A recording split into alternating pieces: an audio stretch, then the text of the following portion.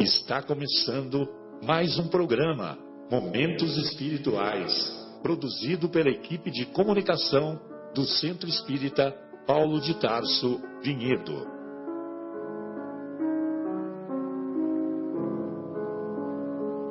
Se guardas contigo o estigma do sofrimento, indagando pela solução dos velhos problemas do ser e da dor, se percebes a nuvem que prenuncia a tormenta e o vórtice traiçoeiro das ondas em que navegas, vem conosco, estudemos a rota de nossa multimilenar romagem no tempo, para sentirmos o calor da flama de nosso próprio espírito, a palpitar, imorredouro na eternidade, e acendendo o lume da esperança, perseveremos juntos em exaltação de alegria que Deus, o Pai de infinita bondade, nos traçou a divina destinação para além das estrelas. Boa noite a todos.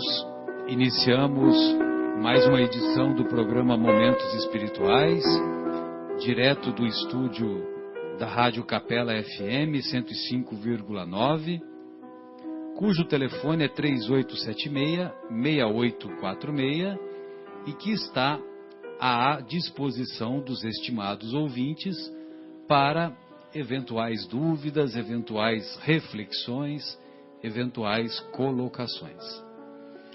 Hoje estamos muito felizes, mais uma vez, acompanhados do nosso querido Marcos, do nosso querido João, do nosso Guilherme, também querido, e aguardamos ainda a presença carinhosa do nosso querido Fábio, que está dando uma entrevista para a CNN Internacional, a alemã, aqui fora.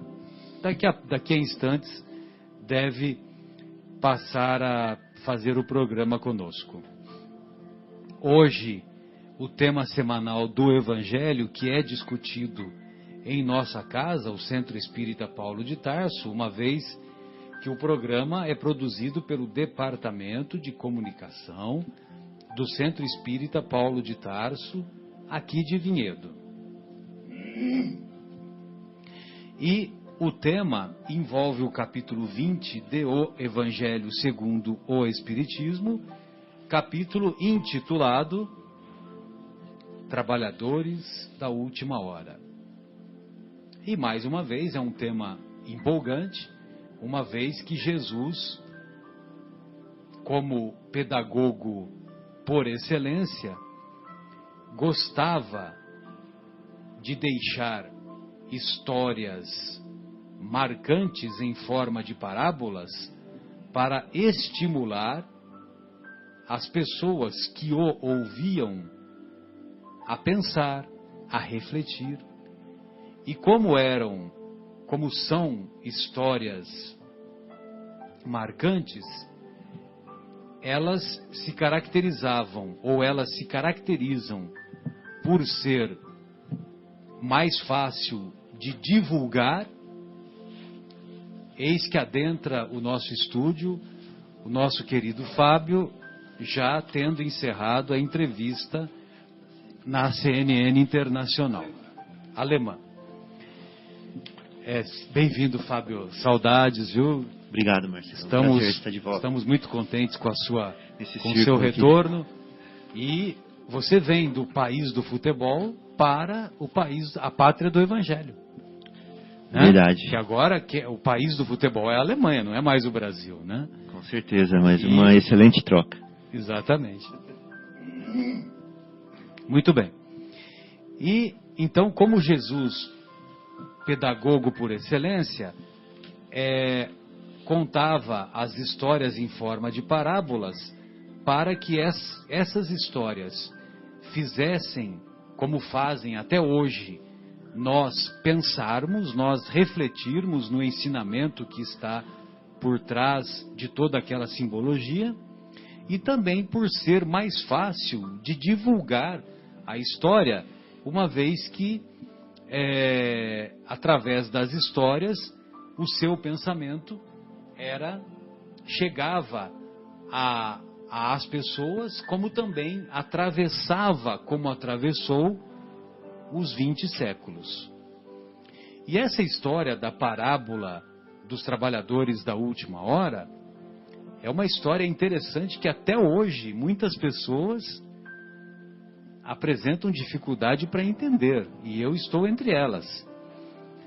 Mesmo porque são vários níveis de interpretação nos ensinos do mestre.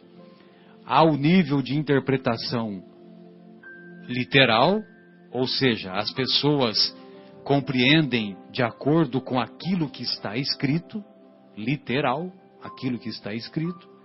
Há um outro nível de interpretação, que é aquele que se caracteriza pelo contexto que a história se envolve, que a história relatada é envolvida no tema, e há os temas, e há as interpretações, os níveis de interpretações mais profundos, que vão envolver as questões de ordem psicológica, de ordem emocional, de ordem individual.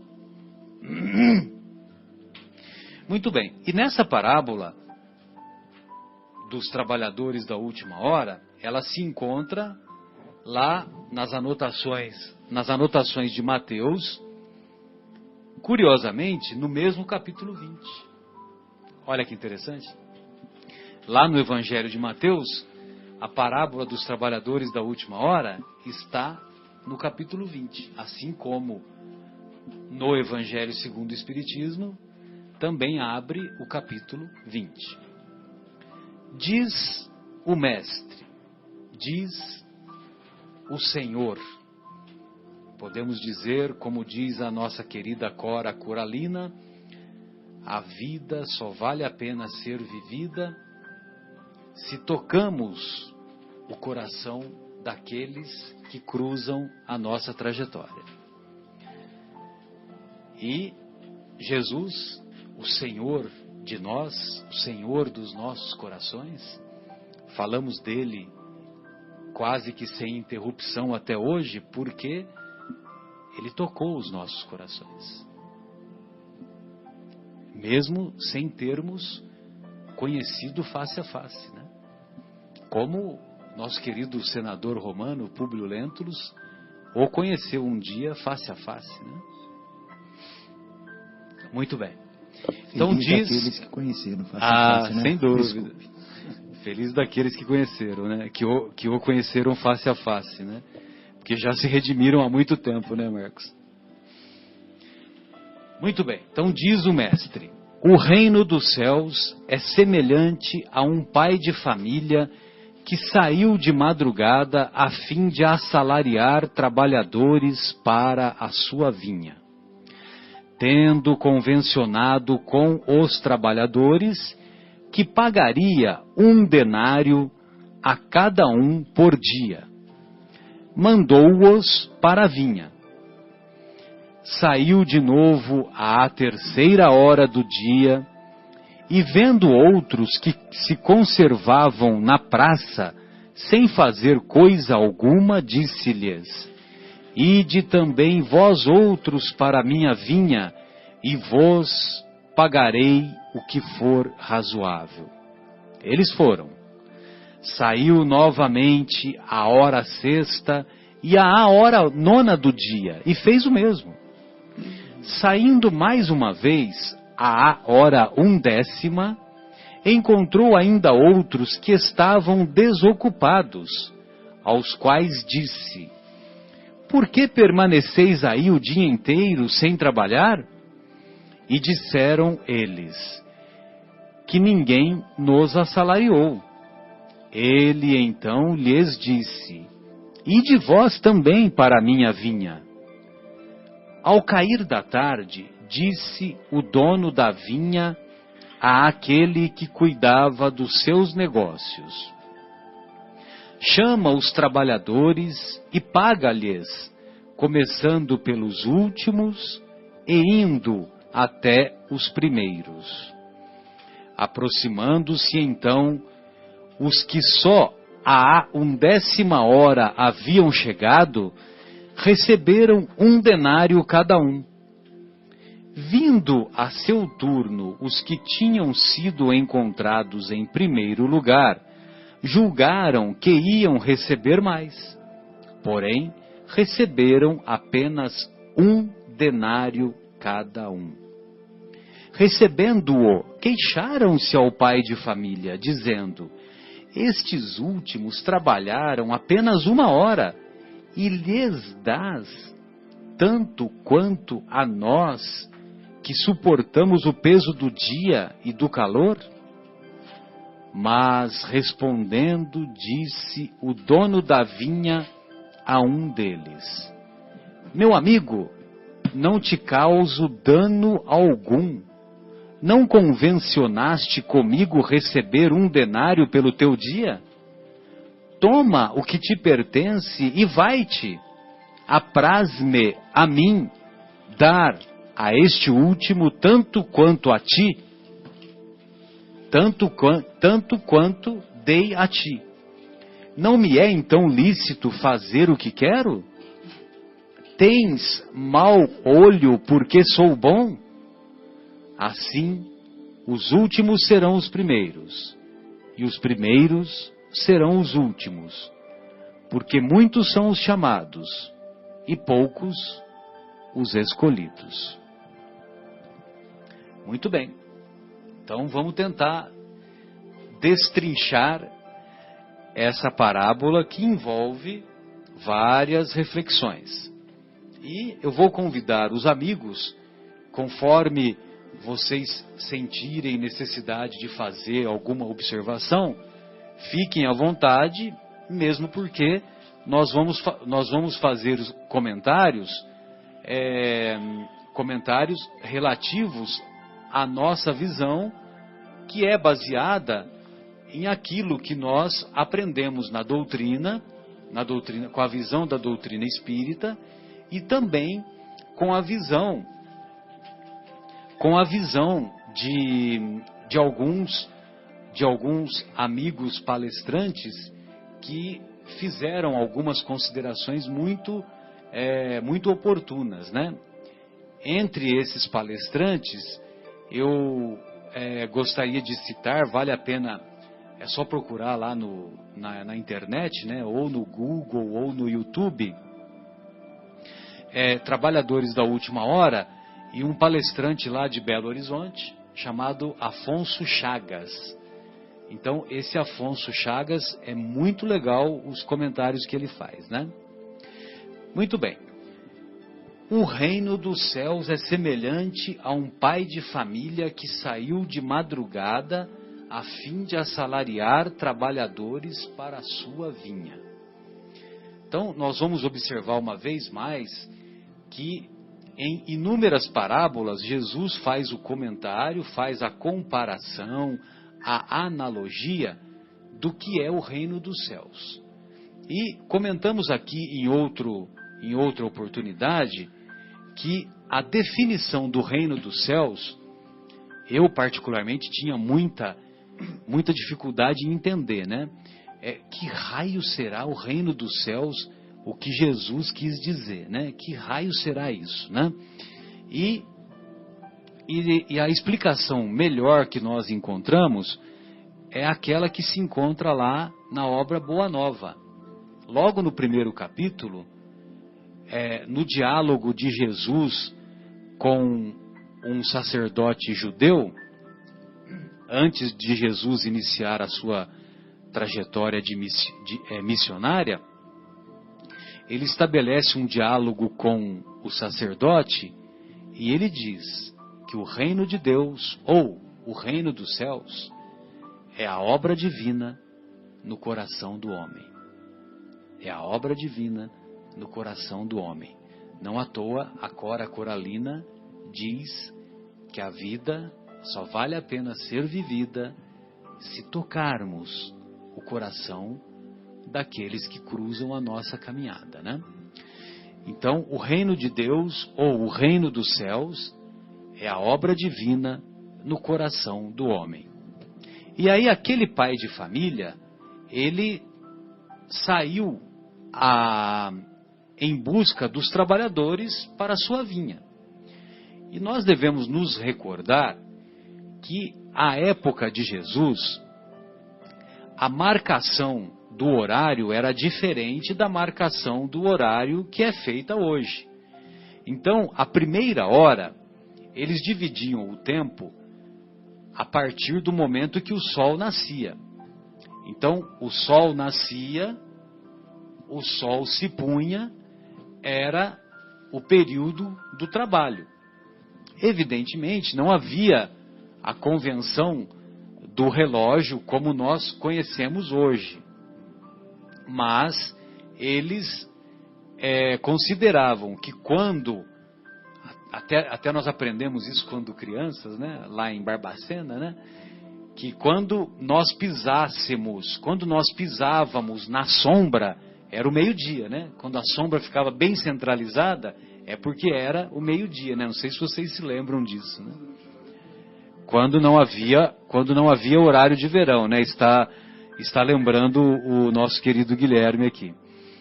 E então, a primeira hora, ela era contada a partir do raiar do sol.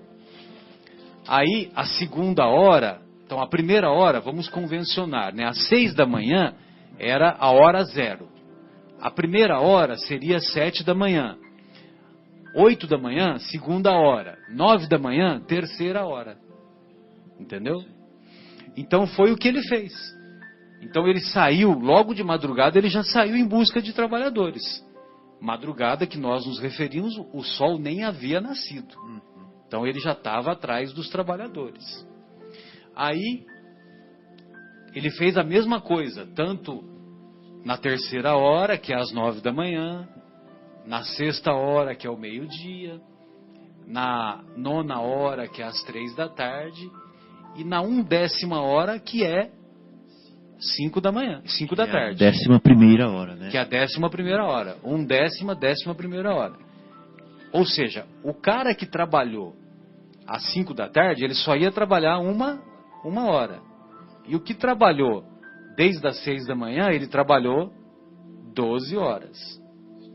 Evidentemente que se nós colocarmos a interpretação literal, se nós nos apegarmos apenas ao horário de 12 horas, esse pai de família está agindo de maneira injusta.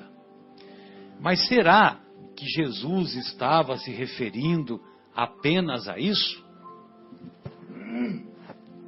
Será que ele estava considerando essas 12 horas apenas como 12 horas de trabalho, como é o nosso dia a dia? Ele está falando um pouco mais, como diz o Haroldo, né? Ou será que ele está dando uma aula para o espírito imortal? Ele está dando uma aula para o espírito imortal, como bem se lembra o nosso querido Fabinho. E essas 12 horas que Jesus se refere, ela é uma referência ao período que o espírito humano tem atravessado ao longo de sua jornada, desde quando o nosso pensamento passou a se tornar pensamento contínuo. Pensamento contínuo. E curiosamente, essa definição se encontra lá na obra Libertação, psicografada pelo nosso Chico Xavier. Então, a partir do momento que o pensamento se tornou contínuo, que nós abandonamos as cavernas, que abandonamos aquela história de viver só em função de comer e de se proteger do frio, de se proteger do calor, então o nosso pensamento passou a se tornar contínuo e passamos a conviver em sociedade.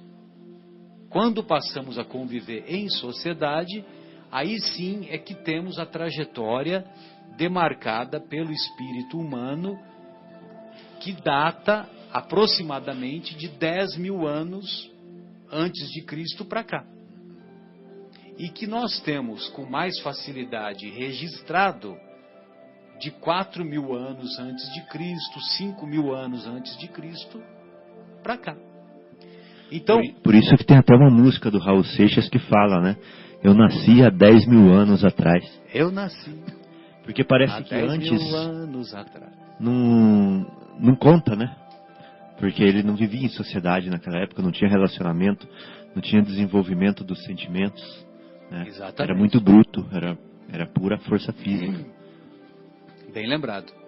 E curiosamente, quando nós estudamos com mais afinco aquela obra monumental intitulada A Caminho da Luz, nós vamos observar que mesmo antes da presença ou da vinda dos capelinos para o nosso planeta, mesmo antes disso, Jesus, em sua bondade inesgotável como governador planetário, já havia mandado, já havia enviado missionários que nos trouxeram grandes contribuições.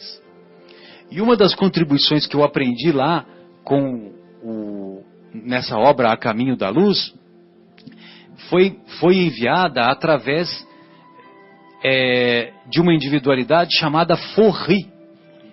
E esse Forri, ele reuniu todos os pensamentos espiritualistas, vamos dizer assim, e catalogou naquela obra I Ching. Então a obra I Ching, que nós encontramos e que atravessou vários séculos, inclusive foi traduzida por um alemão, viu? Só que agora me fugiu o nome dele, viu, Fabinho? Então, esse alemão traduziu o I Ching e trouxe para o mundo ocidental e vulgarizou, né? Vulgarizou o pensamento do I Ching. Aí depois, mais tarde, vieram outros emissários que foram tornando com uma clareza mais acentuada o pensamento lá contido. Então, aí sim nós vamos encontrar Krishna, bem mais tarde depois, né, o nosso querido Confúcio e outros missionários, não necessariamente vindo de Capela, porque nós não estamos falando ainda nem dos egípcios, nem dos hebreus e nem dos hindus, entendeu? Que são essas três raças mais importantes é que configuraram os nossos irmãos que vieram de Capela. Eu me refiro nossos irmãos, mas é bem provável que eu seja um deles, né? Porque nós que somos de origem lá do Mediterrâneo, né? Então, nós que viemos lá, os nossos pais, os nossos avós vieram da Itália transferidos para cá, né? Para o Brasil. Os nossos avós, passando dificuldades inúmeras, vieram tentar uma vida com mais qualificação aqui, né? E ainda bem, né, que isso deu a oportunidade para nós, antes de reencarnar, fazermos a nossa opção, né? E agradavelmente sermos recebidos pelos nossos queridos pais que nos deram essa oportunidade bendita, né? Pois não, Marcos? E que não deixa de ser uma versão terrena dos capelinos, né? Vieram da Itália para melhorar a vida do povo brasileiro. A migração, né? É uma migração. Não só os italianos, mas os japoneses, os alemães, né? Que vieram para o Brasil. O que seria o Brasil se não houvesse essa migração? Meu Deus! Estaríamos ainda... você vê que foi também, basicamente, foi uma coisa assim, mais meio do nosso planeta, mas mesmo um pouco da história dos capelinos. Não Exatamente. Que eles foram banidos, né, da Europa, não é isso. Mas vieram para nos trazer evolução para nós. Então fui exilado 2 vezes. Mais ou menos. Guilherme, podemos fazer uma pausa? Porque o assunto vai se estender, viu? Então, talvez seria interessante fazermos uma pausa e em seguida retornaremos. Se você tiver algum comentário, fica à vontade. Boa noite a todos. Vamos fazer a pausa, a pedido do Marcos, ouvindo na voz de Beto Guedes e de Javan, Amor de Índio. Retornamos com o programa Momentos Espirituais. Hoje, discutindo direto aqui do estúdio da Rádio Capela, o capítulo 20 de O Evangelho segundo o Espiritismo, Trabalhadores da Última Hora. Então, dizíamos há pouco que os trabalhadores das mais variadas horas representam a trajetória do espírito humano sobre o nosso planeta. Então nós vamos encontrar os trabalhadores das primeiras horas, os nossos irmãos missionários lá do Oriente, principalmente o Forri, que nos deixou o legado do I Ching, e mais tarde o nosso Lao Tse, Confúcio. Krishna, Lao Tse, Confúcio, que elaboraram o Bhagavad Gita, que é um livro maravilhoso, né, que compõe ensinamentos de espiritualidade tão ou mais elevados do que os que encontramos na trajetória do mundo ocidental. Nessa mesma época, depois assim, a partir da terceira hora, começaram a vir os outros missionários do Egito Antigo, que trouxeram a contribuição do Livro dos Mortos, e que havia o ensinamento esotérico com S e exotérico com X. Quando o ensinamento esotérico era ministrado aos iniciados, àqueles estudiosos que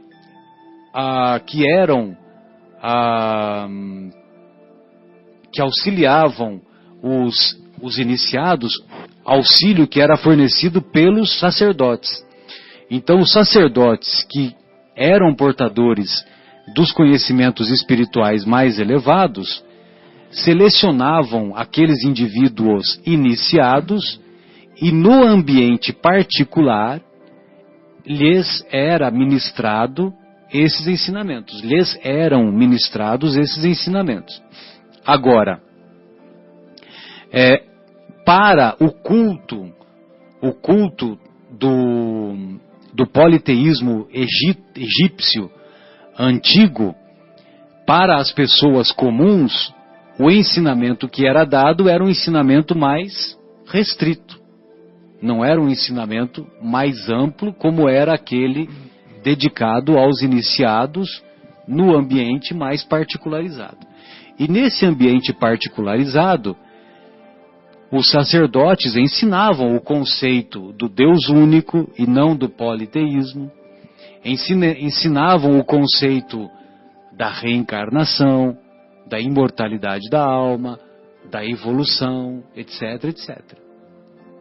Muito bem, esses missionários também deram a sua contribuição e começaram a vir os missionários lá do povo hebreu, principalmente aqueles patriarcas iniciais, né? Abraão, que nasceu lá em Ur, lá na Caldeia, né? Na antiga, aonde é a região hoje do Irã, do Iraque, né? O Abraão, aí depois vieram a sua descendência, quem que é o filho de Abraão mesmo? Que agora é Isaac e Jacó, se não me engano, acho que é, né? E todos esses patriarcas que se seguiram com a missão de fazer chegar até nossos dias o conceito do Deus único, né? O conceito do monoteísmo. até que chega a época de Moisés, né? Moisés, de acordo com esse estudo muito bem feito por esse palestrante, por esse expositor, o Afonso Chagas, então, por volta do meio-dia, é que tem início o decálogo recebido lá no Monte Sinai pelo nosso querido Moisés. Continuando a trajetória, do meio-dia, das 12 horas até as 3 da tarde, que seria da 6ª hora até a 9ª hora, é que vem os precursores do cristianismo, os precursores das ideias de Jesus, passando pelos filósofos pré-socráticos e socráticos, né? Entre os pré-socráticos, o que mais se destaca é o Pitágoras. O Pitágoras que ele ficou famoso pelo seu teorema, né? O quadrado da hipotenusa é igual à soma do quadrado dos catetos. E curiosamente ele elaborou esse teorema sem os números que nós conhecemos, né? Ele elaborou só pelo pensamento dele. Olha só a inteligência desse homem.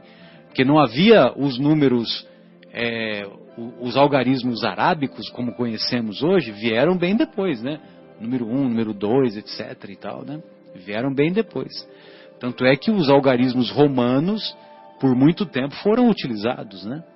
De acordo com o Império Romano, que se estendeu por muito tempo. Muito bem. E então esses filósofos pré-socráticos, e também devemos nos recordar que lá no Oriente veio Buda trazer o seu ensinamento, que chegou também até os nossos dias, né? E os ensinamentos de Buda, né, que originou o budismo, evidentemente, Buda era um missionário do Cristo e que viveu por volta do ano 500 antes de Cristo, trazendo os seus ensinamentos de elevada espiritualidade lá naquela região do Oriente. Muito bem. E aí, no final quando chega por volta da 9ª hora, 3 da tarde, é que nós vamos receber o ensinamento maior, que é o ensinamento do Mestre, através do legado insuperável do Evangelho, trazendo principalmente o ensinamento do amor que não espera recompensa e do perdão. Do perdão também sem impor condições, do perdão, aquele perdão, vamos dizer assim, de uma característica mais elevada espiritualmente falando. Muito bem. Depois dessa 9ª hora, nós vamos atravessar um longo período em que nós vamos encontrar lá no século XIII a vinda, ou melhor, a reencarnação, o retorno de João Evangelista, só que como Francisco de Assis. Reencarnado como Francisco de Assis, que trouxe uma contribuição valiosa para colocar num rumo mais adequado os ensinamentos do Mestre, que foram distorcidos pela Igreja Católica, sobretudo quando a Igreja Católica se aliou ao Estado, se aliou ao poder temporal, junto com os administradores. Logo após a vinda de Francisco de Assis, nós vamos encontrar também a reencarnação de Judas Iscariotes, agora na pele da donzela de Orleans, na pele de Joana d'Arc. E foi muito importante, apesar da Joana d'Arc ter vivido um curto período, né? Ela morreu com menos de 30 anos, não me lembro exatamente quantos anos, mas ela não havia completado 30 anos. Mas a sua importância foi fundamental para manter a geografia da França. Uma vez que a geografia da França seria importante para mais tarde chegar, alguns séculos depois, chegar o Consolador. O Consolador que foi recebido através do eminente pedagogo de Lyon, conhecido como Allan Kardec, Hippolyte Léon Denisard Rivail, tendo como pseudônimo Allan Kardec, trazendo para nós, já nessa 1/10 hora, o conceito do ensinamento do Evangelho, dos ensinos de Jesus com clareza, e fazendo recordar os seus ensinamentos puros, como foram estabelecidos há 2000 anos atrás. Além de esclarecer com clareza cristalina, com clareza meridiana, aqueles 5 conceitos básicos: Deus, imortalidade da alma, comunicabilidade com os espíritos, reencarnação e a lei da evolução. Muito bem, a chegada do Consolador na história do nosso planeta, então, ela dá início na 1/10 hora, na 11ª hora. E essa 11ª hora, ela vai durar 200 anos, ou seja, de 1857 a 2057. São 200 anos essa 11ª hora.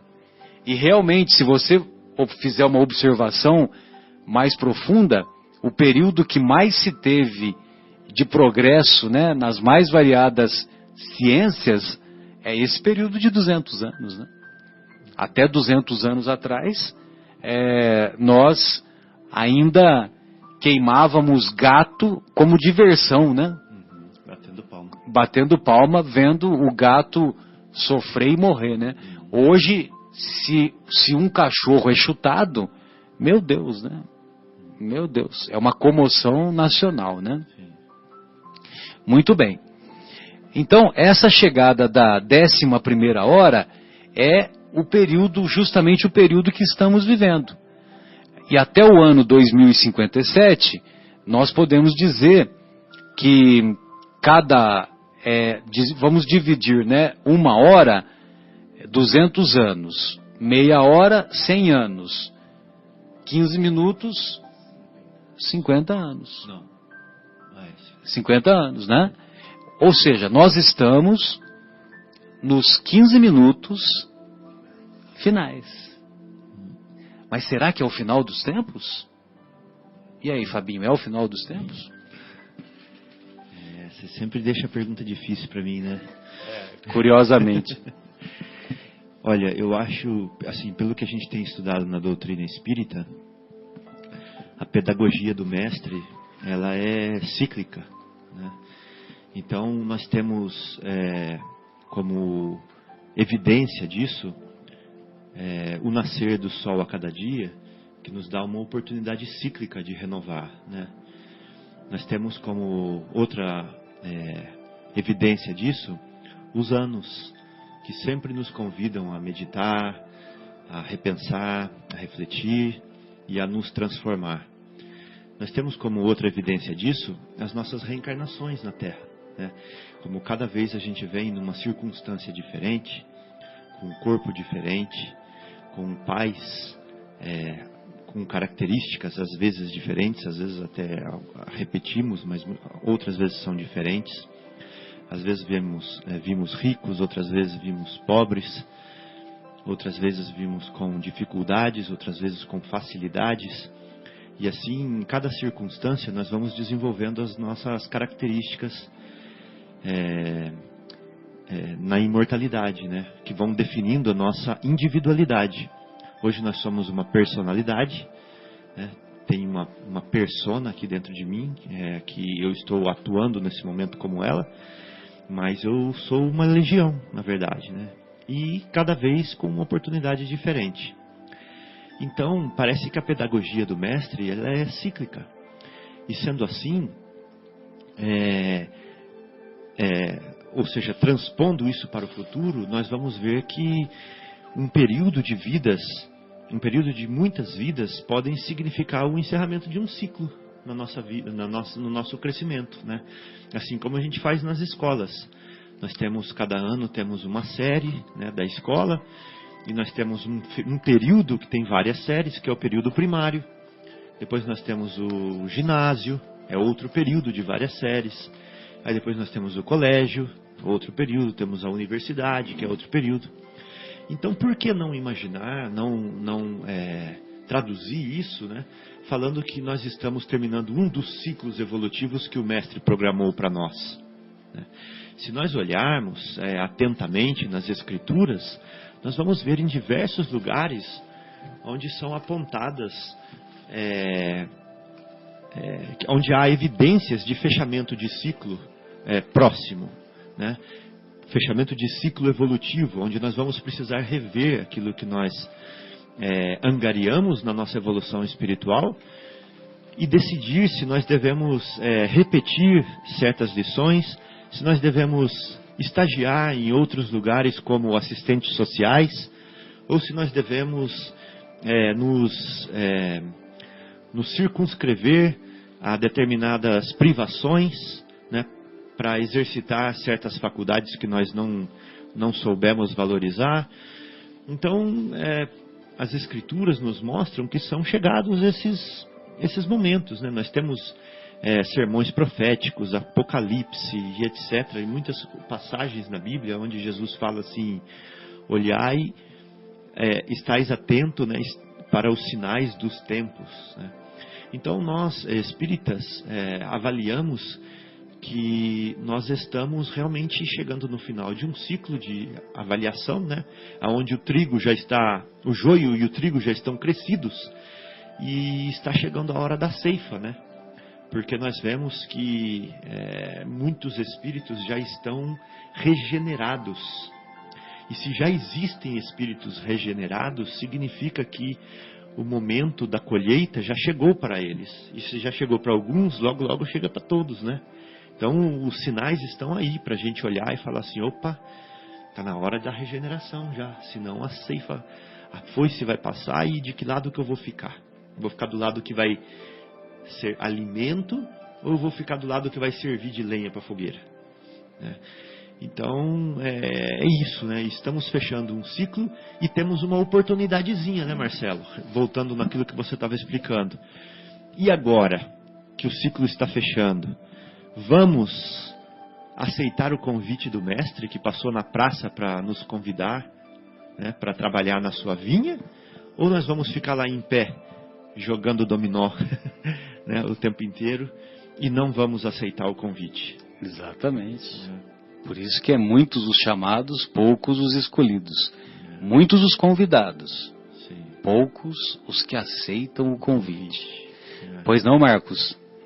Até aproveitando aí o que o Fabinho estava falando em ciclos, eu acho interessante esse pensamento, eu creio nele também nesse sentido, né? E se voltarmos o pensamento um pouco atrás, a gente vê grandes civilizações que até então eram consideradas super avançadas, né? Os incas, os maias, enfim, né? Os próprios egípcios antigos, né? O próprio Império Romano, né? O Império Romano em sua época era imbatível, né? Que tinha um conhecimento, esse povo tinha um conhecimento. Onde está o Império Romano hoje? Onde está? Ruínas. Em ruínas. E é lembrado só pelas ruínas.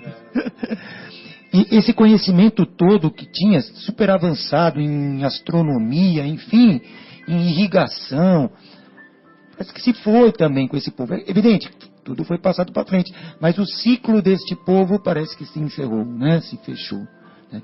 Nessas civilizações ditas como hiper avançadas. E nós somos os trabalhadores dessa última hora, né, Marcelo? Os últimos 15 minutos aí, digamos assim. E o mestre, né, nessa passagem, eu estava até nas minhas pesquisas, que aquele que reclama, poxa, mas eu estou trabalhando desde né, desde a primeira hora e recebo o mesmo pagamento de quem está trabalhando a última, né? Jesus até nos dá a oportunidade, quer dizer, o que vale é o que você está fazendo com esse tempo que você está tendo, né? Não importa se trabalhou 12 horas, nesta 1 hora, se nós fizermos bem feito o nosso trabalho, é a mesma coisa de estarmos trabalhando aquelas 12 horas, né? E até assim, dentro da evolução da humanidade, também a gente pode pensar o seguinte: aquele enviado, ou os chamados de séculos atrás, evidente que o trabalho dele era muito mais árduo que o nosso agora, aqui nos últimos 15 minutos, última hora, que estamos recebendo a coisa meio mastigada já. Que tem a sua importância relativa, né? A missão dele era aquela lá, né? E o deles foi muito de mais desbravar, árduo, né? De desbravar, né? Visto Paulo de Tarso, né? Que andava a pé, andou a pé toda aquela parte do Oriente. Exato. Para levar os ensinamentos para frente, se não fosse ele, né? Então ele trabalhou muito, arduamente, né? E se nós fizermos o nosso trabalho nesses 15 últimos minutos que temos nesse ciclo evolutivo tão bem, receberemos talvez, provavelmente, o mesmo que Paulo receberia, né? É incrível isso, exatamente, hein? exatamente. Se você parar para pensar, fala, vixe. Então, quando você faz uma análise avaliando todo esse contexto histórico da trajetória do espírito humano na Terra, no planeta Terra, então você vai ver que, por exemplo, o trabalho que Pitágoras exerceu tem o mesmo valor aos olhos de Deus, aos olhos do Mestre Jesus, que é o nosso governador planetário, tem o mesmo valor e recebe o mesmo salário, deve receber o mesmo salário que o Allan Kardec, por exemplo. É verdade. Entendeu? Então, por isso que a moeda que foi dada é a mesma. Sim. E um detalhe, né? Pitágoras não deixou nada escrito. Até eu estava lendo sobre a biografia dele há muitos anos. Os discípulos dele que descreveu toda a teoria, tudo, porque era um grupo que se reunia. Ele realmente, como Jesus, não comparando, evidentemente, claro, mas não deixou também nada escrito. Você não está se confundindo com Sócrates, não? Não, Você viu Pitágoras também? Interessante. Também. Porque Sócrates também, quem anotou foi o Platão, né? Pois é, discípulo dele, né? E Pitágoras também. Eles tinham um grupo, né, que os pitagóricos, né, digamos assim, eles se reuniam, mas Pitágoras mesmo não deixou nada escrito. E você vê os ensinamentos dele, quanto foi valioso para nós, né? Que profundidade, né? Então, agora, já que vocês começaram a falar de pagamentos, né? João, você quer falar alguma coisa? Quer falar, Martinho? Não, estou te esperando. Começaram a falar de pagamentos, né? Qual que é o pagamento, né? Qual que é a moeda de... Se Jesus é o assalariador, né? Se é ele que saiu para buscar trabalhadores, através dos seus emissários, né? Ao longo do tempo da nossa história, a cada período ele vai mandando um emissário vir a nos convidar, e uma vez ele veio pessoalmente, né? Então, qual que é o pagamento? O Marcelo falou no começo aqui, que está escrito no capítulo 1 do livro Boa Nova. O pagamento, quando a gente trabalha na vinha, é a obra divina no nosso coração. Então, o pagamento é o mesmo para todo mundo. Quando o nosso coração acalenta, né, a obra divina em si, quando ele a recebe, quando ele lhe acomoda em si, nós flutuamos, né? Nós não recebemos mais injúrias, nós não nos incomodamos mais com os ataques alheios, nós não temos mais orgulho para ser feridos, nós não temos mais o egoísmo para nos isolar numa fortaleza solitária, né? Então nós somos felizes, nós temos amor, nós temos carinho, nós temos paciência, nós não temos mais ataques de cólera, nós não temos mais enfermidades, e nós temos Deus dentro de nós. A hora que a gente acorda, a gente abre o olho, a gente já se sente inundado pelo amor, né, da lei natural, nós estamos vibrando junto com ela. Então, que pagamento melhor do que esse? Né? Então, a pergunta agora é o seguinte: no nosso trabalho, nós estamos chegando lá, né? Nós estamos permitindo essa obra divina no nosso coração? Ou nós estamos maquinalmente lendo isso aqui que nós estamos lendo aqui no programa de rádio, indo na casa espírita? Estamos facilitando ou dificultando? Exatamente.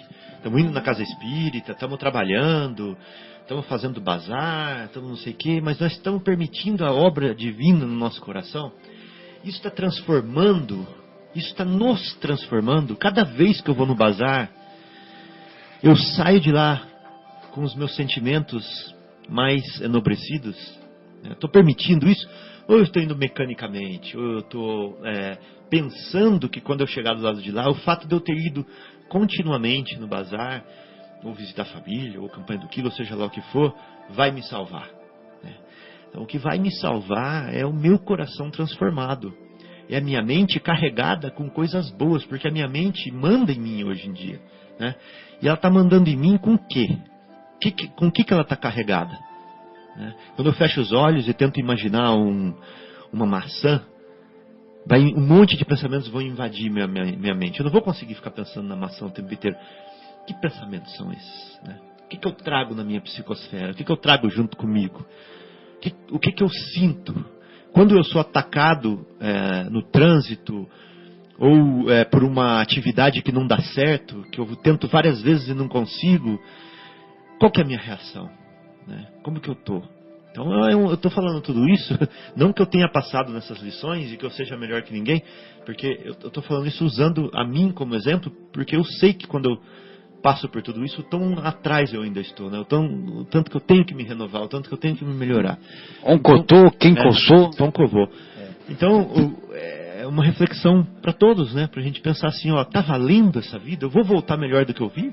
Do que eu vim? Mas sabe, Fabinho, até a gente sempre cita essa obra, né, do Paulo Estevam, porque é uma obra belíssima. Em todo o programa, acho que até falei para o Marcelo. É uma obra basilar, né? Se a gente fosse falar só dessa obra, nós gastaríamos vários programas. E durante vários programas a gente cita essa obra, então de todo jeito nós aos poucos vamos falando dela, né? Eu acho que o pagamento, não sei, você falando isso eu comecei a pensar justamente nisso. Porque o pagamento é justamente o sentimento que teve aquelas pessoas.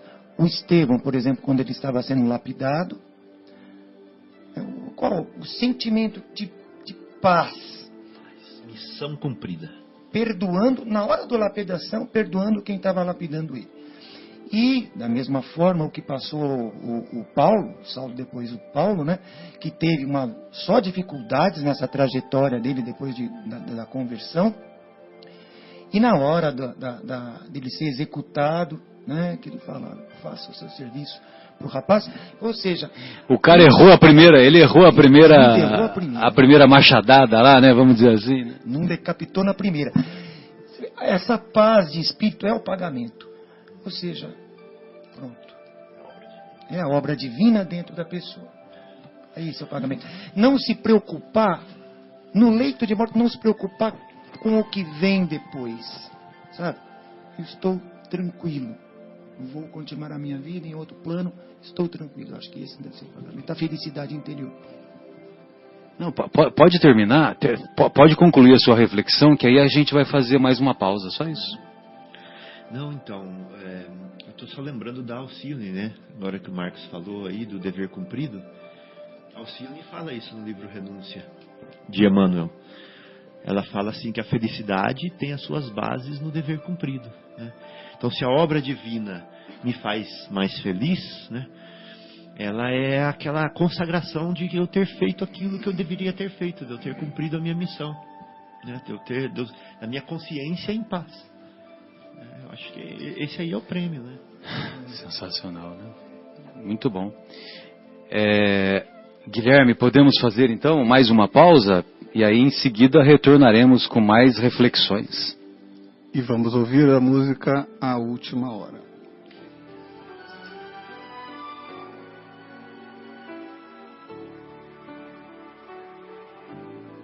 Retornamos então com as reflexões sobre o capítulo 20 de O Evangelho segundo o Espiritismo, capítulo 20 intitulado Os Trabalhadores da Última Hora, e é baseado na parábola contada pelo Mestre Jesus, também no capítulo 20 de Mateus.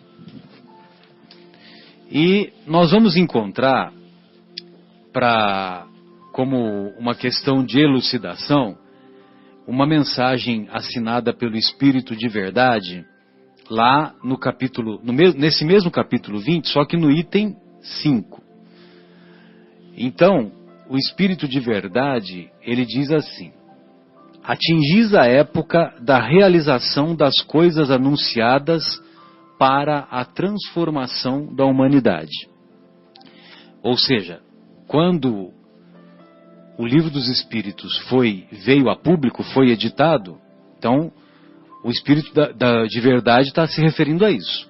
Atingis a época da realização das coisas anunciadas para a transformação da humanidade. Aliás, eu adoro quando ele escreve das coisas, né? Porque quando fala coisas, né, aquela pessoa que é mais erudita, que é mais intelectualizada, ela não admite escrever numa redação coisa, entendeu? Só que numa avaliação mais profunda, né, os filósofos, os pensadores mais destituídos, né, desse rigor da letra, então eles comentam que as pessoas que têm muita cultura utilizam sim essa palavra coisa e coisas. Porque, olha lá, ele fala assim, coisas anunciadas, né? Ele poderia falar das palavras anunciadas, dos termos anunciados, né? Ele fala das coisas anunciadas. Muito bem. Felizes, continua o Espírito de Verdade, felizes os que houverem trabalhado no campo do Senhor com desinteresse e sem nenhum outro móvel senão a caridade. Suas jornadas de trabalho serão pagas pelo cêntuplo do que houverem esperado. Felizes os que tiverem dito aos seus irmãos: irmãos, trabalhemos juntos e unamos os nossos esforços, a fim de que o Mestre, ao chegar, encontre a obra acabada, a obra pronta. Pois o Mestre lhes dirá: vinde a mim, vós que fostes bons servos, vós que abafastes as vossas invejas e as vossas discórdias, para que a obra não fosse prejudicada. Mas infelizes os que, por suas dissensões, tiverem retardado a hora da colheita, porque virá a tempestade, e eles serão arrastados no turbilhão. Eles gritarão: graça, graça, mas o Senhor lhes dirá: por que pedis graça, vós que não tivestes piedade dos vossos irmãos, que vos recusastes a lhes estender a mão, que esmagastes o fraco em vez de ampará-lo? Por que pedis graça, vós que procurastes a vossa recompensa nas alegrias terrenas e na satisfação do vosso orgulho? Vós já recebestes a vossa recompensa, tal qual a quisestes. Não soliciteis mais. As recompensas celestes são para os que não tiverem pedido recompensas na terra. As recompensas celestes são dirigidas para aqueles que não tiverem solicitado recompensas na terra. Deus faz neste momento o censo, a contagem, a estatística de seus servos fiéis. Então, imaginem vocês, né? Por volta de 1860, o Espírito de Verdade diz assim: Deus faz, neste momento, o censo de seus servos fiéis, e marcou com o dedo os que têm apenas a aparência de dedicação, para que estes não usurpem o salário dos servos dedicados, Porque aos que não recuaram diante da sua tarefa, ele vai confiar os postos mais difíceis na grande obra da regeneração pelo Espiritismo. E estas palavras cumprir-se-ão. Os primeiros serão os últimos, e os últimos serão os primeiros no reino dos céus.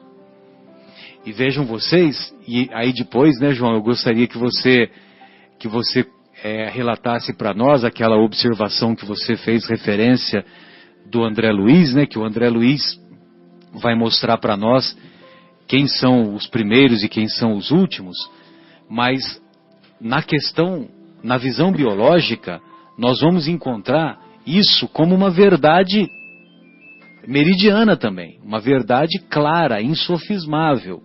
Ou seja, quais foram os primeiros organismos vivos na escala biológica? Não foram os vírus, as bactérias, depois os organismos pluricelulares, depois os vegetais, depois os animais e finalmente o homem? Na escala biológica não é isso que nós encontramos? Então, os primeiros serão os últimos. E os últimos, o homem, serão os primeiros. O homem não foi o último a ser formado? Então, só que só ele é dotado de inteligência, de sentimento, e ele é que acabou dominando a natureza, dominando o planeta como conhecemos. Ou seja, hoje o homem é o primeiro na Terra. Hoje os últimos serão os primeiros, e o homem hoje, os primeiros serão os últimos, e os últimos serão os primeiros. Então, na visão biológica, esta verdade, por isso, Guilherme, que esse pensamento do mestre, qualquer palavra que ele fala, ou qualquer frase, né, elas são caracterizadas por verdades que muitas vezes nós não apreendemos logo de início, né? Mas vamos apreendê-la lá na frente, né? Quantos pensamentos que nós não entendíamos antigamente e hoje nós entendemos, né? E aí, João, conta para nós aí como que é a classificação de os primeiros serão os últimos e os últimos serão os primeiros, na visão do nosso querido André Luiz. Em qual obra mesmo? Na obra intitulada Vivendo o Evangelho, volume 2, indicação do nosso querido Fábio aqui presente. Exato. A lição 247, aí o André Luiz fala assim, o título Últimos e Primeiros. Então o André Luiz diz assim: na linguagem do Evangelho, os últimos, que serão os primeiros, são aqueles que se entregam ao esforço da renovação íntima. Não injuriam, nem exigem. Não agridem, nem invejam. Não disputam, nem ironizam. Não humilham, nem impõem. Não obrigam, nem violentam. Não mentem, nem guerreiam. Não desdenham, nem enganam. Não oprimem, nem desprezam. Não exploram, nem trapaceiam. Não odeiam, nem se envaidecem. No conceito do mundo, é provável que pareçam fracos, inexpressivos e derrotados. Na verdade, porém, são os que venceram a si mesmos e seguem com amor e renúncia os passos de Jesus, que um dia foi considerado o último pela cegueira de César, mas que realmente sempre foi o primeiro aos olhos de Deus. Então, assim, é uma visão muito clara, né? E eu acho que é muito importante essa forma como sensacional, como André Luiz faz, de vivendo o Evangelho mesmo, né? Quer dizer, a gente trazendo as lições de Jesus, né? Que a gente sempre debate, vê em diversas obras, né? Boa Nova, né? Como foi dito já aqui, e vários outros. Mas assim, o André Luiz traz para o nosso dia a dia, para as nossas pequenas ações, Como já foi comentado aqui, como o Fábio estava dizendo, como é que a gente reage no trânsito, como é que a gente reage quando a gente sente dificuldade com uma tarefa que nos traz um pouco mais de, vamos dizer, de exigência.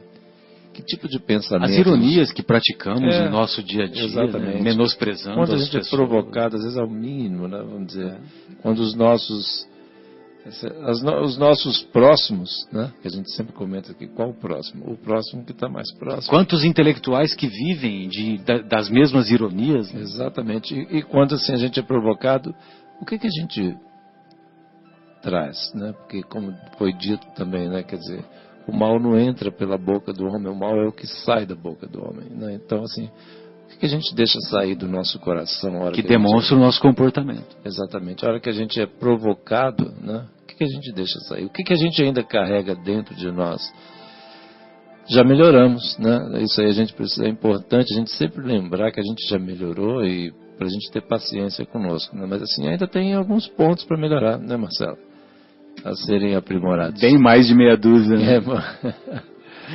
Então, bem mais de meia dúzia de pontos. E né? aí o André Luiz, ele toca, eu acho muito assim, os livros de André Luiz são muito importantes para tratar essa questão da reforma íntima, porque ele dá os exemplos, né? Muitas vezes a gente fica pensando assim, como é que é amar? Como é que é essa questão de reforma íntima? O que eu tenho que, até que ponto eu tenho que mexer? Qual o parafusinho da minha estrutura que eu tenho que apertar ou afrouxar, né? Aí o André Luiz dá os exemplos, é isso aqui, isso, né? O nó da gravata. Exatamente. Então é isso. Beleza. Pois não, Marcos, gostaria de ouvi-lo.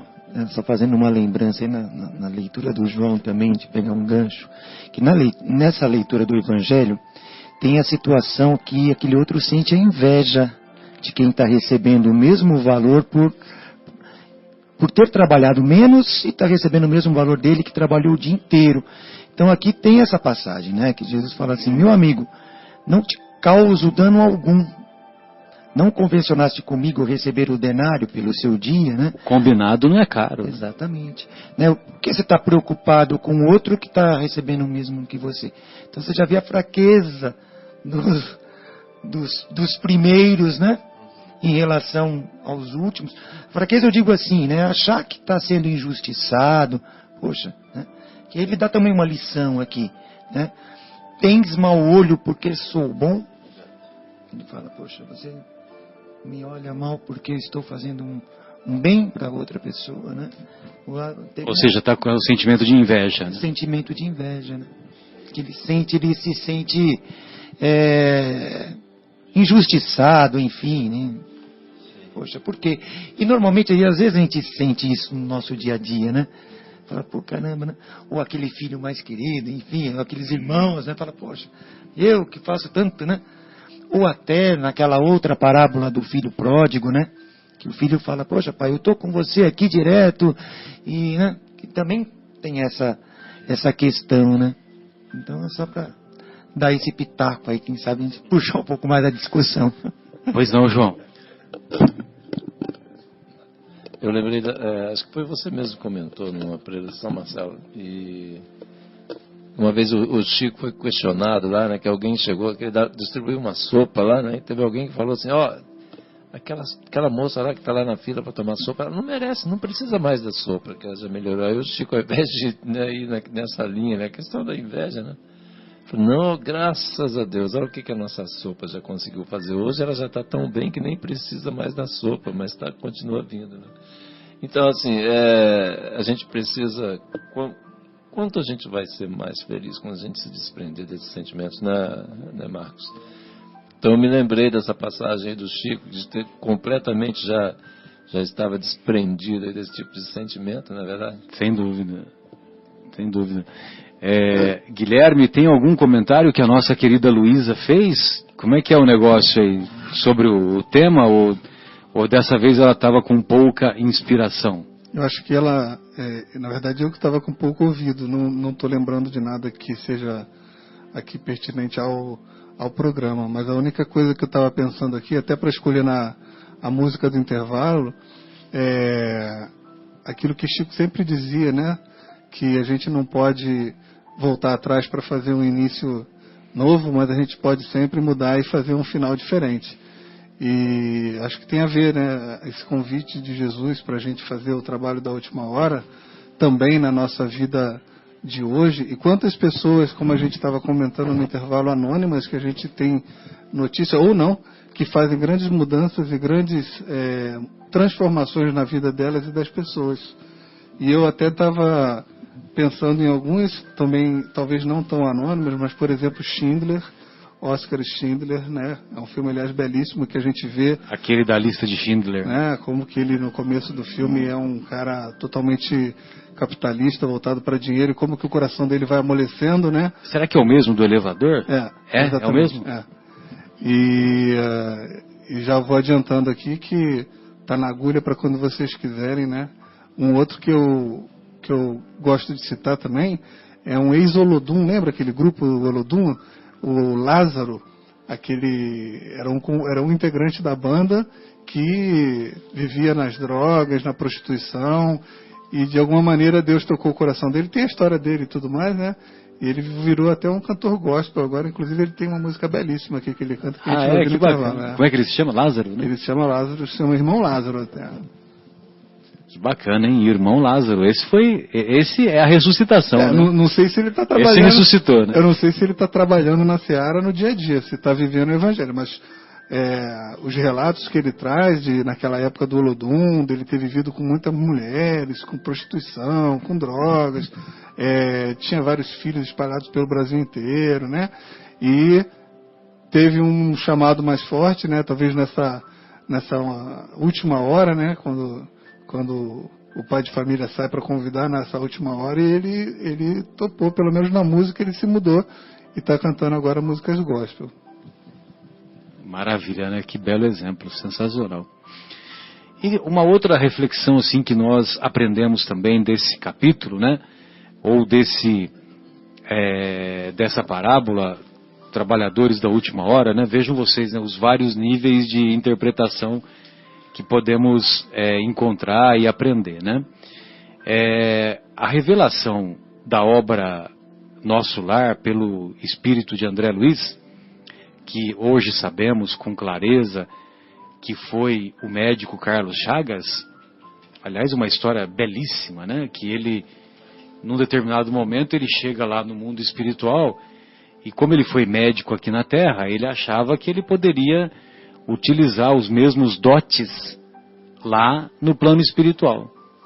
E aí os instrutores que o acompanham, né, esclarecem que ele precisa de mais amadurecimento, que não é bem assim, que a medicina terrena ainda tem muito que avançar para chegar aos conhecimentos, ao mesmo nível de conhecimento e de aplicabilidade que a medicina espiritual. E aos poucos ele vai compreendendo isso, e até que chega um determinado momento em que ele está estagiando lá na Câmara dos Samaritanos, e essa Câmara dos Samaritanos, lá na colônia Nosso Lar, é aquele primeiro local que recebia os espíritos que eram recolhidos por essa caravana dos samaritanos. E um desses espíritos foi recolhido, e logicamente que ele ainda mantinha os mesmos hábitos terrenos, e o seu corpo espiritual apresentava várias chagas, e ele ainda vomitava, né, secreções espessas, secreções mesmo com odor desagradável. Imaginem vocês, no mundo espiritual. O mundo espiritual não é um mundo virtual, né? É um mundo real, feito de uma matéria, só que uma matéria em outra essência, não uma matéria grosseira como encontramos aqui em nosso planeta. Mas aí o nosso irmão que havia sido recolhido, ele eliminou essas secreções e estava aquele cheiro desagradável, e o André Luiz e esse homem ficou colocado num canto lá de uma determinada câmara que era amparada por essa caravana dos samaritanos. Só que o André Luiz, ele percebeu toda essa história e o homem ficou lá sozinho, né? numa maca, entre aspas, numa maca espiritual, e de repente o André Luiz se viu a sós com aquele homem, com as eliminações, com aqueles dejetos no chão lá da colônia Nosso Lar, e os outros trabalhadores foram fazer outras atividades que eles tinham sido chamados para atender uma outra urgência. Aí o André Luiz não teve jeito, né? Ele olhou para um lado, olhou para o outro, falou, pô, mas quem que vai limpar isso aqui, né? Aí ele pegou, empenhou-se do balde e do pano de chão e do rodinho e começou a limpar aquelas secreções. Para mim, João, Marcos, amigos, é um momento assim tão sublime, porque ele, André Luiz, diz que ele reconhecia naquele momento que ele tomou a iniciativa de fazer, de limpar aquelas secreções, ele escreve que o antigo médico, reconhecido, cheio de títulos, o antigo médico recomeçava a sua vida no mundo espiritual, exercendo as humildes funções de um simples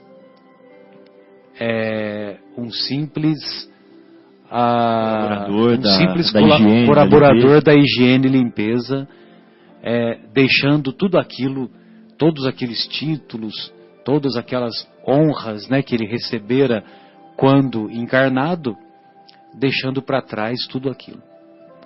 Então, é um momento assim sublime, né, e que mostra o quão importante é nós desnudarmos o nosso ego e investirmos na humildade, né?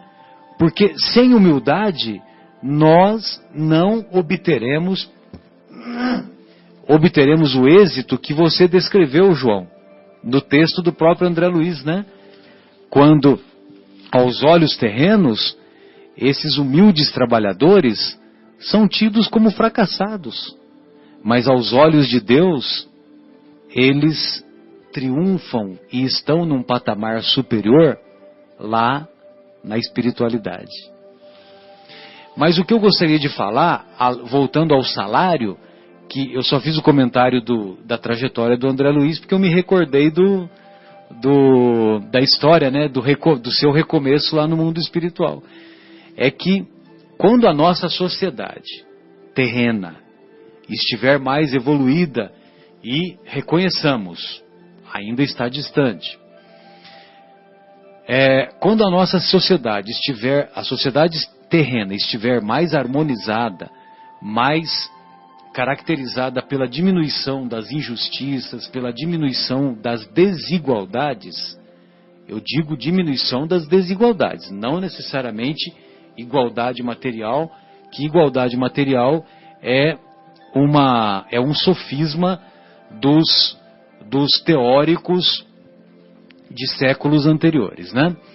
Então, quando a nossa sociedade estiver caracterizada pela diminuição das desigualdades, pela diminuição das injustiças e por uma harmonia mais elevada, aí sim poderá ser implantado em nosso planeta o mesmo sistema que é implantado já há bastante tempo na colônia Nosso Lar, que é a implantação do quê? Qual que é o salário lá que os nossos irmãos lá espirituais recebem? O bônus hora. Ou seja, você trabalhou, você recebe. Você não trabalhou, você não recebe. E aí você vai acumulando bônus hora, né? Ou seja, o André Luiz foi desenvolvendo as suas atividades, foi acumulando horas trabalhadas, e conforme as horas trabalhadas, ele ia evoluindo para patamares mais elevados. E independente da função, né? Independente da função, o salário é o mesmo, né? O cara que é médico, o cara que é enfermeiro, o cara que é chefe, o cara que é governador, o salário é o mesmo desde o mais o mais elevado em suas funções. Desde do que manda ao servidor, né? Desde o presidente ao faxineiro, né? Vamos dizer assim, né? Em nossas empresas, mal comparando, né? Então, esse salário, essa referência que o mestre faz, que ele paga o salário igual, então esse salário igual ele deve ser entendido nessas duas maneiras, né? Que pelo que você trabalha, pelo que você trabalha realmente em termos espirituais, você vai receber o seu salário por aquilo que você se dedicou em se tornar uma pessoa melhor, em se tornar uma pessoa mais voltada para melhorar o seu mundo interior, para ampliar a sua capacidade de perdoar, ampliar a sua capacidade de tolerar. Então você vai receber esse seu salário. Agora, se você espera ser reconhecido pelos homens, aí você já está envolvido com os enganos, com os sofismas, né? Com a ilusão. Pois não, Marcos? Não, me desculpa até interromper isso. Não, fica à vontade, tá tudo tranquilo. As pesquisas aí que eu estava fazendo também, referente ao tema, é citado o denário, né? A moeda denário. Moeda denário. Isso. Que é uma moeda de prata antiga, utilizada pelos romanos. E um palestrante até ele fala assim, esse denário ele comprava 5 quilos de pão. Então, as pessoas que trabalhavam um dia para ganhar um denário, para quê?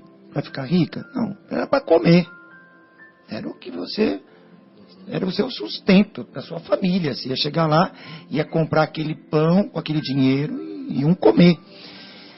E aquele que trabalhou 12 horas, ele ganhou um denário. Quem trabalhou 1 hora, ele faz essa analogia também. Eu falei, pô, interessante. Aquele que trabalhou 1 hora, ele precisa da mesma quantidade de pão para alimentar a família. Então, aquele chefe de família, bom chefe de família, ele vê a necessidade daquele que ele precisa de um denário também. Não importa que ele trabalhou 1 hora, ou 12 horas, 10 horas, porque a necessidade da família é a necessidade de sobrevivência. Então ele faz essa analogia com a moeda, achei interessante também, sabe? Falei, poxa, é uma visão legal. Você fala, poxa, você vê, o chefe de família justo, que na figura seria Deus, né? Na parábola, ele não distingue, ele vê a necessidade da pessoa e paga, né? Com dinheiro. Legal.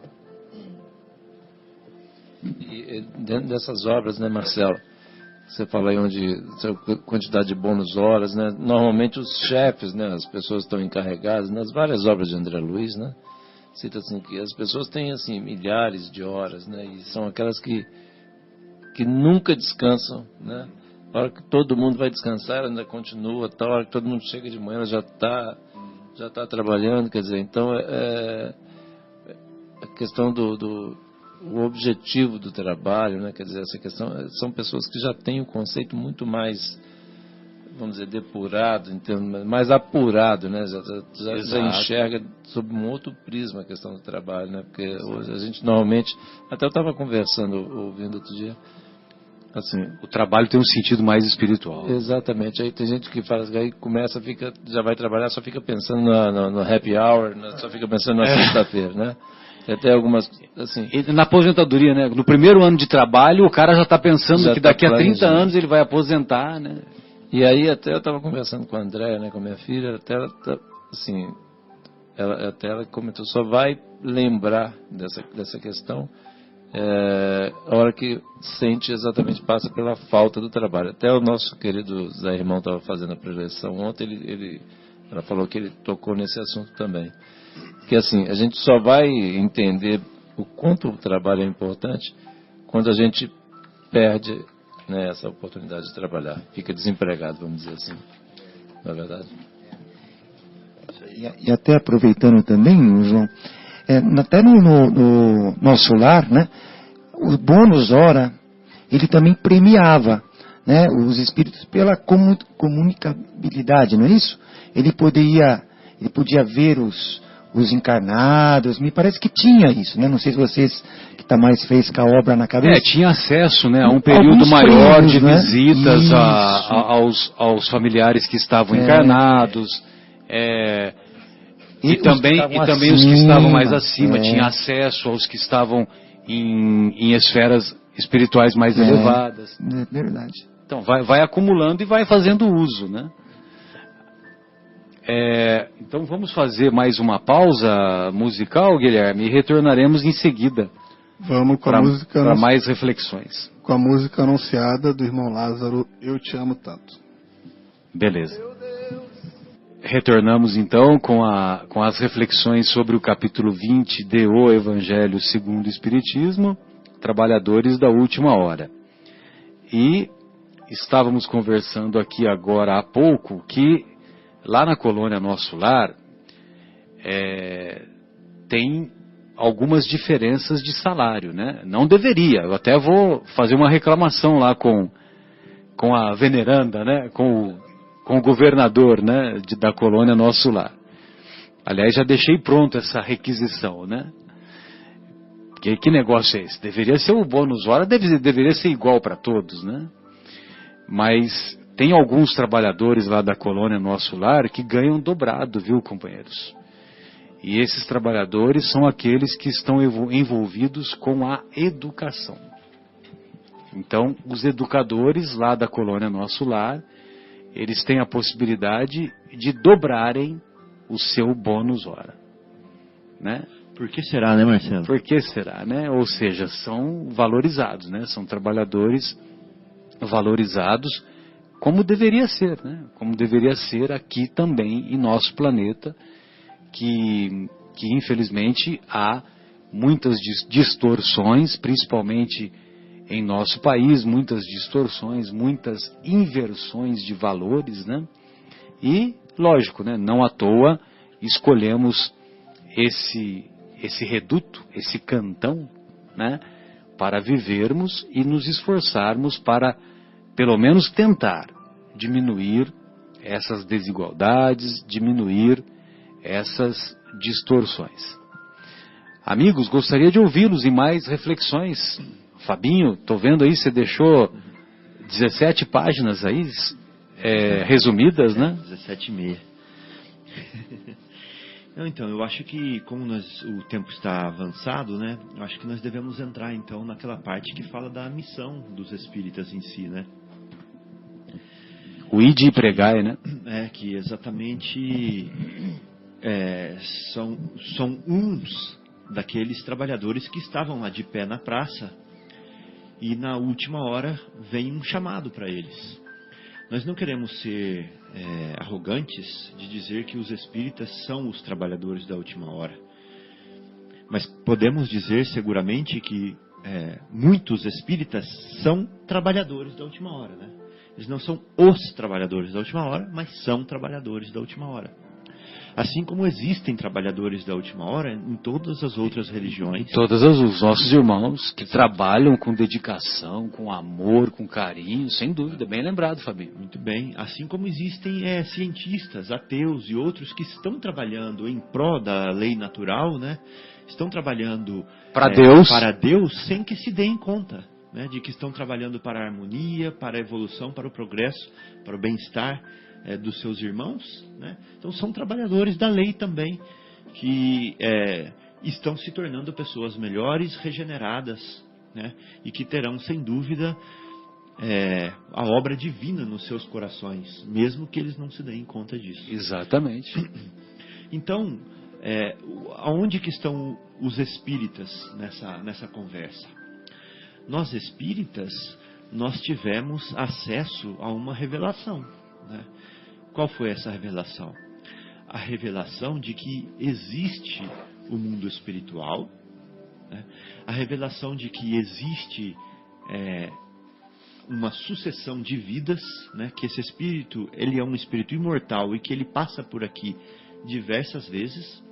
Uma revelação de que esse espírito está sempre evoluindo, que ele nunca anda para trás. Uma revelação de que todos os mundos são habitados, sejam por figuras materiais como nós nos vemos agora, ou sejam por figuras materiais inacessíveis aos nossos instrumentos e às nossas sensações, né, as nossas percepções, nossos sentidos, mas porque os espíritos nos ensinam que existe matéria em níveis de densidade inacessíveis, inabordáveis ainda, né, para a nossa inteligência.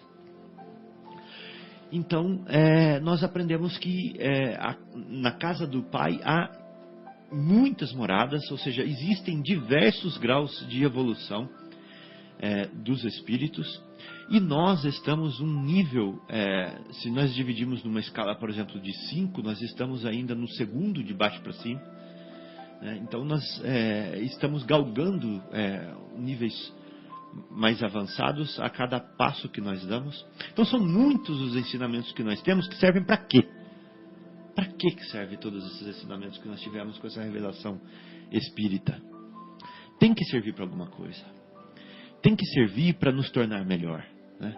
Tem que servir para mostrar para a gente assim, olha, não é Deus que castiga. Você fez errado, você vai sofrer a consequência natural disso, né? Tem que servir para mostrar que você não pode discriminar o outro, porque o outro é igual a você. Você mesmo passou pela situação ou vai passar pela situação que o outro está passando, para você aprender a lição que ele está aprendendo agora. Então não tem melhor e não tem pior. Então isso muda, né? Então eu não vou mais usar mal os meus talentos, sejam eles intelectuais, morais ou financeiros, porque eu sei que outros dependem deles também. Então, com esses conhecimentos, nós vamos mudando a nossa postura, os nossos hábitos, e consequentemente nós vamos mudando as consequências nas nossas vidas. Então, nós espíritas somos convidados pela doutrina espírita a nos iluminar, né? A nos reformar. E o Espírito de Verdade fala assim: espíritas, amai-vos, eis o primeiro mandamento. Instruí-vos, eis o segundo. Então nós sabemos que com essas duas asas, sentimento e inteligência. Exato, com essas duas asas, né, de liberdade, nós galgamos espaços desconhecidos, nós galgamos situações interiores, sentimentos interiores que ainda são desconhecidos para nós. Sentimentos de felicidade, de alegria, de bem-estar. Então essa é a nossa missão. A missão dos espíritas é usar o conhecimento que nós temos para nos reformar e servir de exemplo, a nossa postura reformada servir de exemplo para os nossos irmãos. Porque é só assim que nós vamos conseguir angariar irmãos na causa, né, trabalhando conosco. Que a gente pode falar à vontade, se os nossos atos não forem condizentes com as nossas palavras, eles serão vazios, não vão servir para nada. Eu tive um amigo que falou assim para mim: Fábio, eu não consigo entender o Espiritismo, mas ele deve ser muito bom, porque eu vejo o seu esforço em melhorar, eu vejo a sua postura correta, reta, e ele deve ser bom por causa disso. Então eu me interesso em conhecer o Espiritismo, em aprender ele, por ver que você é uma pessoa esforçada. Pô, isso daí valeu muito, né? Isso aí valeu muito. Eu falei assim, nossa, que maravilha. Apesar de eu não ter conseguido fazer isso com os meus parentes, com a minha irmã, com a minha mãe, com minha esposa, com os que estão mais próximos, mas para alguns, né, a gente já vai conseguindo. E se a gente conseguisse um só, ou seja, a gente... Tocou corações. Nossa Senhora, quantos frutos vão vir a partir disso, né? Então, qual é a missão do espírita? Resumindo, né? Acho que eu falei demais e talvez até perdi um pouco o fio da meada. Imagina. Mas qual é a missão do espírita? E pregar. A primeira missão do espírita é usar de tudo isso que foi dado para ele e reformar-se. É a primeira missão do espírita. Sim. Por quê? Ele não vai precisar mais usar palavras. Ele vai pregar, né, Marcelo? Ele vai pregar com a sua vida. Com os exemplos. Se ele se reformar. Então para de querer falar assim, quando você lê alguma coisa, para de falar assim, ó, isso aqui serve para fulano, isso aqui serve para ciclano. Não. Isso aí serve para você se reformar. Isso aí serve para você se transformar, para você evoluir. E com a sua vida, com o seu livro, as pessoas vão ler nele e vão se transformar também. Né? Então essa eu acho que é a missão. Sabe Fabinho, você falando aqui, tem no item 2, tem aqui o Constantino, né? Que nele no item 2 aqui, que é um espírito protetor, se não me engano aqui, deixa eu ver. É um espírito protetor. Constantino, Bordeaux, 1863. Tem um parágrafo que começa assim: bons espíritas, meus bem-amados, sois todos obreiros da última hora. Ele fala bons espíritas. Né? Porque tem espíritas e espíritas, como tem católicos e católicos. Exatamente. E quem são os bons espíritas? Vamos olhar lá no capítulo 17, o homem de bem, lá está o bom espírito. Então, é mais ou menos por aí, né? É como você falou, né? Seguir essa diretriz. O bom espírita pelo esforço que ele faz, né? Pelo exemplo, né? Eu até citei, há 2 semanas, foi a minha preleção, e até falei assim, poxa, nós somos de uma cidade pequena, né? E às vezes lidamos com o público. Qual cidade? Aqui, né? Vinhedo, perdão. Ah, tá, em Vinhedo. Você estava se reportando a Guaxupé. Opa, também, né? E às vezes lidamos com o público. Imagina, se nós estamos no centro, no Paulo de Tarso, as pessoas vendo talvez uma palestra, não só pela palestra, mas a nossa conduta dentro do centro, e sai aí fora do centro, a nossa conduta é outra, e a pessoa está vendo, pô, mas que coisa é essa, né? Então, isso porque nós estamos numa cidade pequena, não é nem por isso. Eu acho que a responsabilidade é maior ainda, ou seja, seguir a sua conduta em qualquer situação, em qualquer cidade, mas principalmente assim, o que você é dentro do centro, seja fora dele também, e não porque você está tendo aquele conhecimento na hora, não esqueça desse ensinamento e utilize ele no dia a dia. Esse vai ser, aí eu acho que um bom pregar o Evangelho. Pregar o Evangelho. Se necessário, use palavras.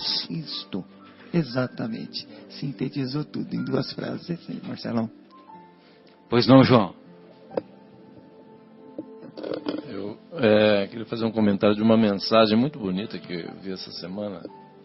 E só um trechinho que diz assim: crianças aprendem com aquilo que você faz, não com o que você diz. Exatamente. Isso traduz muito bem. Foi um ponto que eu li. Importância dos educadores, né? Exatamente. E me tocou muito no coração, porque exatamente aquela história, não, um exemplo vale mais do que 1000 palavras, né? A sabedoria popular que vive ao nosso lado, e muitas vezes a gente ouve, mas não interioriza, né? E aí a hora que alguém faz essa reflexão, aí você vai, nossa, eu já ouvi esse negócio, a hora que você vai pensar, caramba, como é que eu ouvi isso? Não prestei atenção, né? Não interiorizei. Mas é bem isso, a gente que tem filhos, já passou, né?